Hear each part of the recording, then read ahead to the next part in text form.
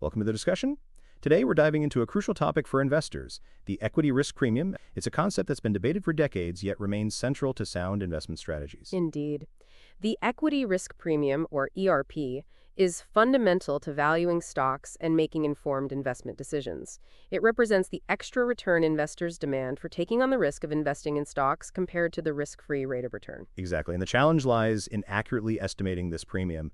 It's not a fixed number, is it? No, it's not. It fluctuates based on various economic factors and market sentiment. That's why understanding the underlying calculations and their implications is so critical.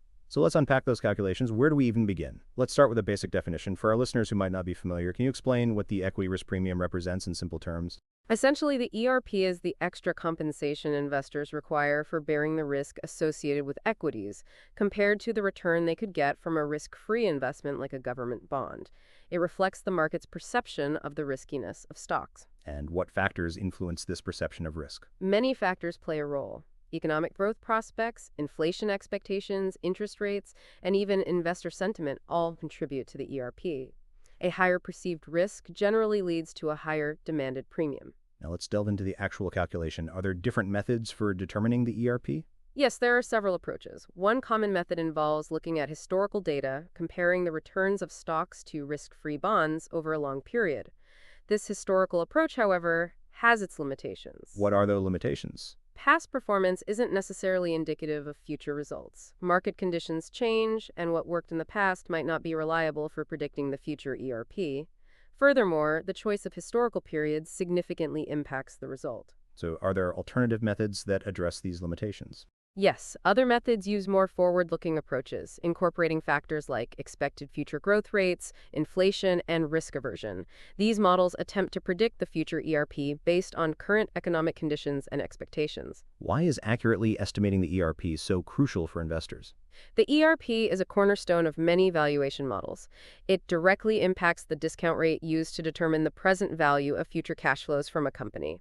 An inaccurate ERP can lead to significant errors in valuation, potentially leading to overvalued or undervalued investments. Can you give a practical example of how a miscalculated ERP can affect investment decisions? Imagine you're valuing a company using a discounted cash flow model. If you underestimate the ERP, you'll use a lower discount rate, resulting in a higher valuation. This could lead you to overpay for the stock. Conversely, overestimating the ERP could lead to undervaluing the stock and missing out on a potentially profitable investment. Given the complexities and uncertainties involved, what are some of the biggest challenges in accurately estimating the ERP? One major challenge is predicting future market conditions. Economic forecasts are inherently uncertain, making it difficult to accurately estimate future returns and risk. Another challenge is accounting for investor sentiment and market psychology, which can significantly impact the ERP. And how can investors navigate these challenges? Investors should be aware of the limitations of any ERP estimation method. They should consider a range of estimates rather than relying on a single point estimate. Diversification across different asset classes can also help mitigate the risk associated with ERP uncertainty. Does the ERP change over time? And if so, how does it relate to market cycles? Yes, the ERP is not static. It tends to be higher during periods of economic uncertainty and lower during periods of strong economic growth and investor confidence.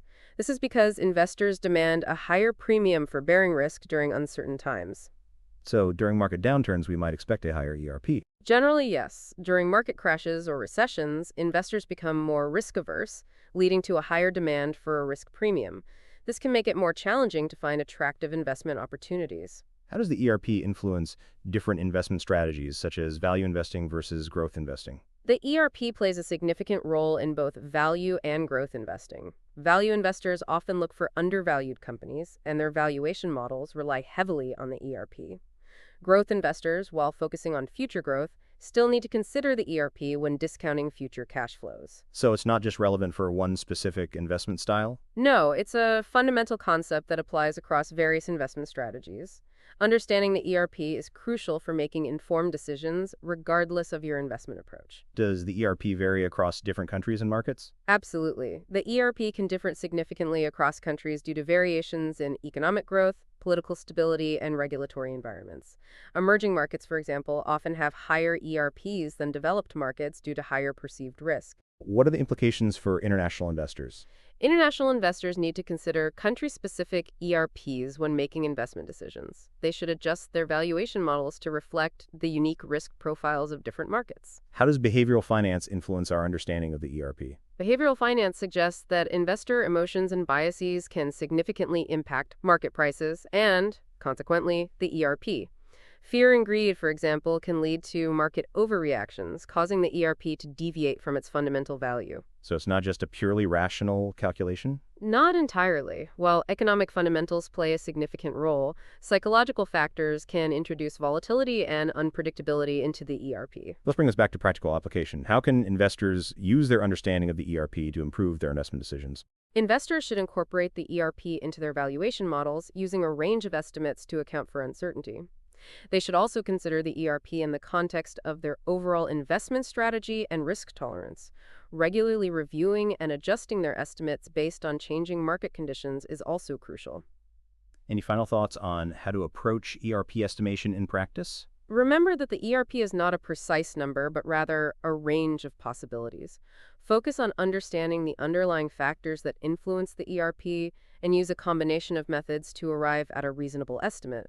Don't rely solely on historical data and always consider the limitations of any model. What are some of the ongoing areas of research and debate surrounding the equity risk premium? Researchers continue to explore more sophisticated models that incorporate a wider range of factors, including macroeconomic variables, investor sentiment, and geopolitical events. There's also ongoing debate about the appropriate time horizon for historical data and the best way to account for structural changes in the economy. So it's a constantly evolving field? Absolutely. As market conditions change and new data becomes available, our understanding of the ERP and its implications will continue to evolve. What's your key takeaway for investors regarding the equity risk premium? The ERP is a crucial concept for making informed investment decisions. While accurately estimating it is challenging, understanding the factors that influence it and using a range of estimates can significantly improve investment outcomes. Don't underestimate its importance in your valuation models. Ultimately, a thorough understanding of the ERP is essential for long-term investment success. It's a dynamic concept that requires continuous monitoring and adaptation. That was a great discussion. Thank you for sharing your expertise.